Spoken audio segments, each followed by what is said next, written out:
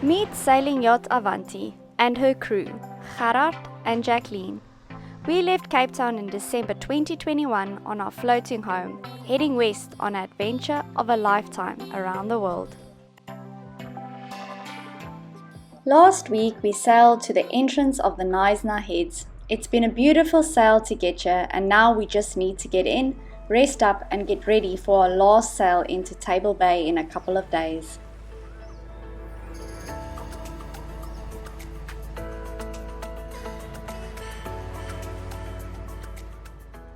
The Knysna Heads are notoriously dangerous to enter or exit. This is because it's a narrow opening where a river meets the ocean.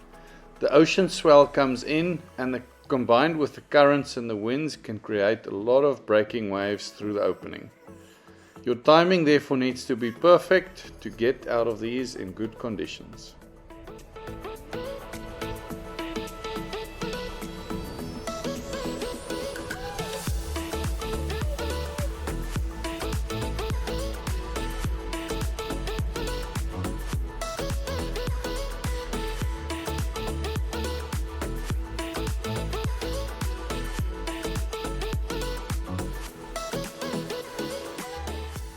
We ended up coming in nice and safely, no dramas. We're really happy with that entry, and we've got a mooring ball. Now we just have to wait for the right tides to go get a cold beer because our fridge is empty. poor passage planning with that. We don't have a cold beer when we finish this.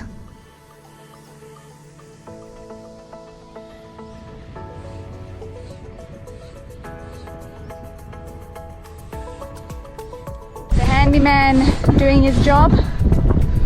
I'll pack the bag. Let's get ready to go. Last will be started with the first pull.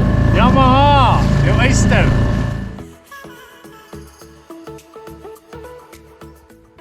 We would have loved to stay in Knysna for a week or longer, but Gerard needed to get back to work. It has taken us almost a month to get this far.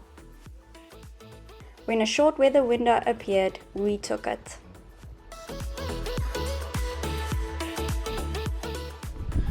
Unfortunately, there's no time for beer tasting today. We are preparing to leave Knysna.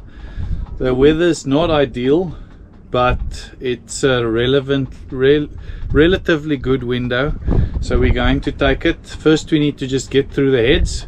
Swell is a little bit bigger out there than the other day, and there is a bit of a southwester blowing at the moment. We need to get out before sunset, and then the forecast says that the wind does die down a little bit, and tomorrow there's southerly winds, which is better for us to sail around Cape Agulhas. We are feeling a little bit nervous, but yeah, that always comes with the territory, so we're ready to go. Wish us luck.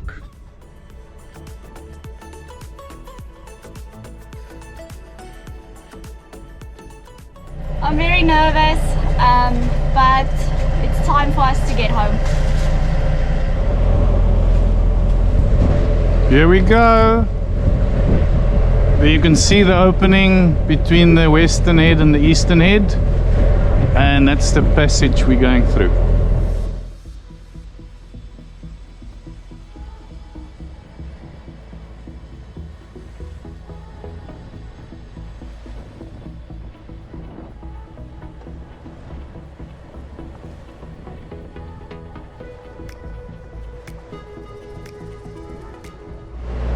Almost through.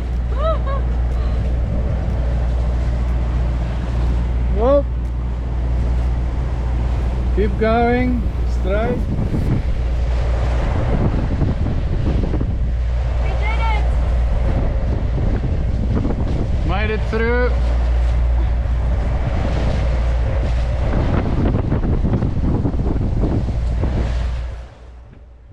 Once we made it through the heads, we realized it would be our last 2 days at sea for a while, and the emotions hit very differently.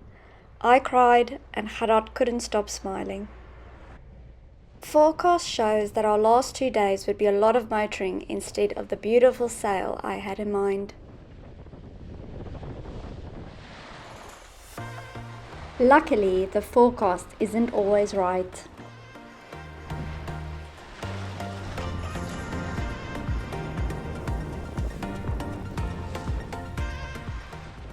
It ended up being perfect conditions for a close reach in calm waters and full sunshine.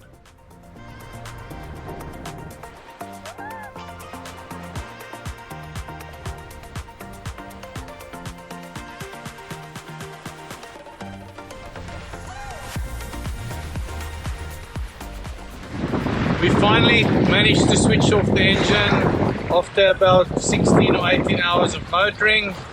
The wind is turned a little bit, so it allows us to sail close reach and make some ground. So now we just need to get around Cape Agulhas before the southwester sets in tomorrow, but we are on time at the moment. We'll be there in about 12 hours from now.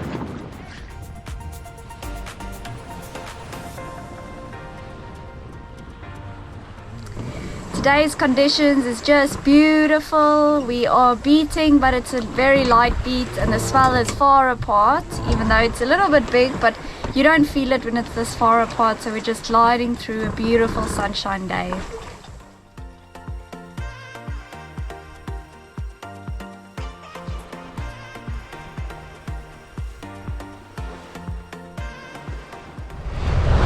Our last sunset that we'll probably see in the Indian Ocean while sailing on Avanti.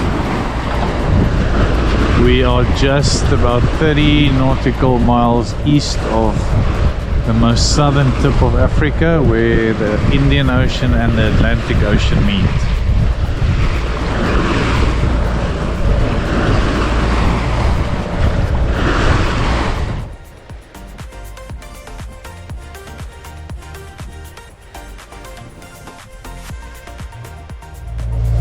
We are about to round Cape Agulhas. It's where the Indian and the Atlantic meets.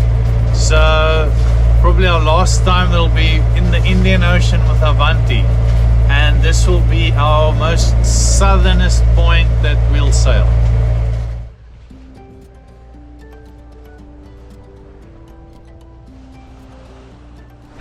We are 30 miles out from crossing our longitude line from where we started in Cape Town, which means we're about 6 hours away from finishing the circumnavigation from east to west on the longitude line, and then we just have an overnight sail back into Cape Town Harbour.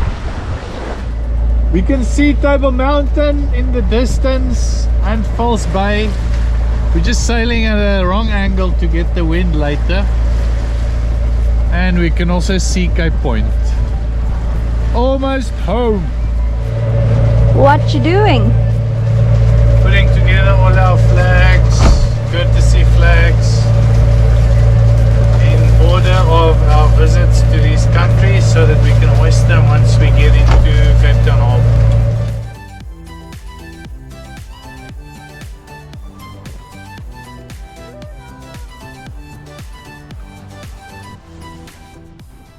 Gerard was still convinced that we've already had enough skipjack, so we released it.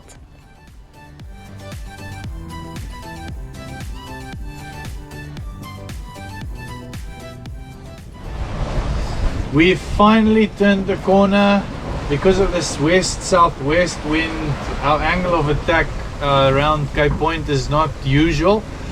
So we had to go a little bit further out to get a better angle. So we've at last turned the corner and we switched off the engine, and we are close reaching quite fast now, doing about 7.5 speed over ground average. So we should be in Cape Town at night time, but we might just anchor out at Granger Bay and then enter the harbour tomorrow morning.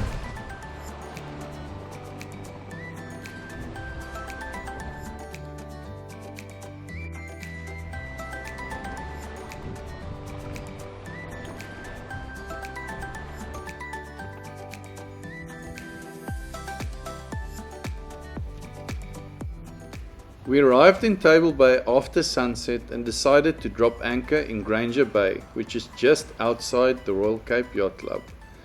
We knew it would be a cold night as we left behind the warm Indian Ocean waters, rounded Cape Point, where the temperature of the water dropped by more than 5 degrees.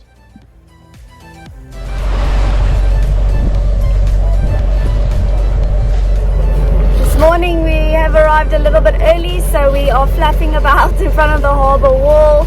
Our friends and family are coming to see us arrive in about an hour and a half's time.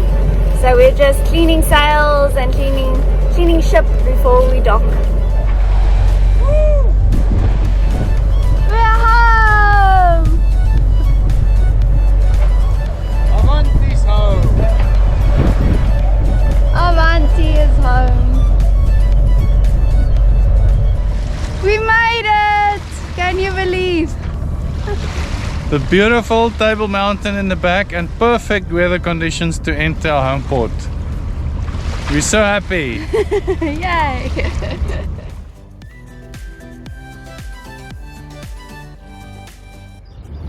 We just put up all our flags and we're about to enter the harbour and meet our friends and tie to the dock back in Cape Town.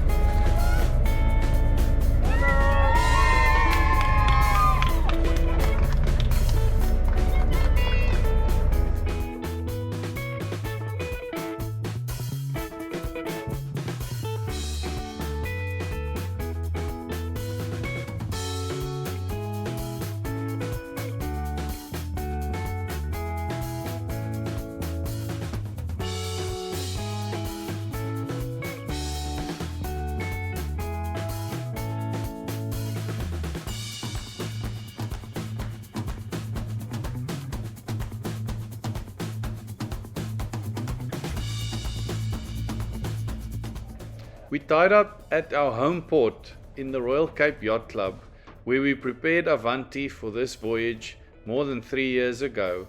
We've completed more than 30,000 nautical miles, with 3 oceans crossed, 2 hurricane seasons faced, and lots of adventures. We are very happy to be home.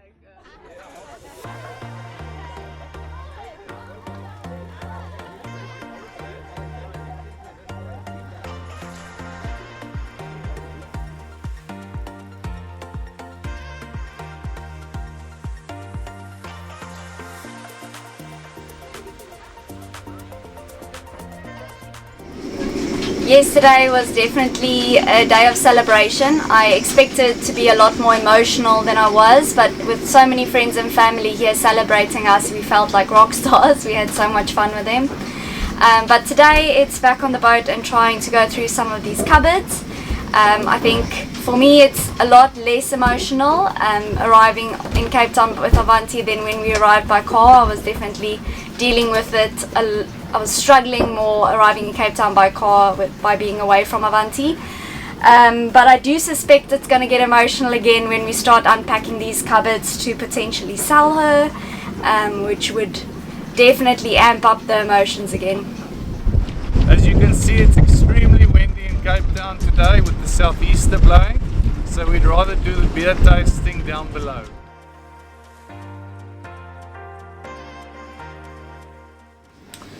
Today I'm doing my last beer tasting here back in our home port of Cape Town, and I've managed to find one of my favorite beers, or it used to be my favorite beer. It's not a very extravagant craft beer, it is a craft beer, but it's a Pilsner, and I used to really enjoy these on a hot summer's day. So I'm going to open this one and see if it's still the same. It's called a CBC Pilsner. It's short for Cape Brewing Company, and it's brewed just outside of Paarl, here in Cape Town. This is a 330 ml bottle with 5% alcohol, and it costs about 18 Rand in the supermarket.